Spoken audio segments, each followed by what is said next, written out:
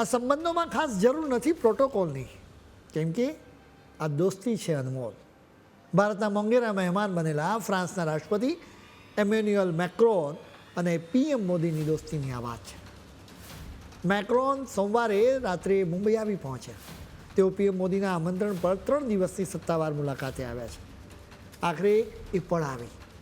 મંગળવારે બપોરે મુંબઈમાં લોકભવનમાં બંને દોસ્તો મળ્યા, બંને ભેટી પડ્યા. મેક્રોન ભારતની તેમની 4થી સત્તાવાર મુલાકાતે આવ્યા છે. લોકભવન સાથેની વાતચીત બાદ પીએમ મોદી અને મેક્રોને મીડિયાને સંબોધન પણ કર્યું. બંનેના ભાષણોથી અમેરિકા અને ચીનને મેસેજ આપવામાં આવ્યો હતો કે કોઈની પણ દાદાગીરી નહીં ચાલે.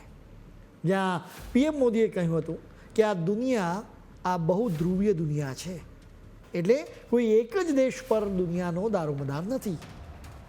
સ્વાભાવિક રીતે આ મેસેજ બીજા કોઈ માટે નહીં પરંતુ પ્રેસિડેન્ટ ટ્રમ્પ માટે હતો. બીજી તરફ મેક્રોને કહ્યું કે કાયદા અને નિયમોનું શાસન હોવું જોઈએ. આ મેસેજ ટ્રમ્પ અને ચીન બંને માટે છે, જેઓ આંતરરાષ્ટ્રીય નીતિ નિયમોનો ભંગ કરતા રહે છે.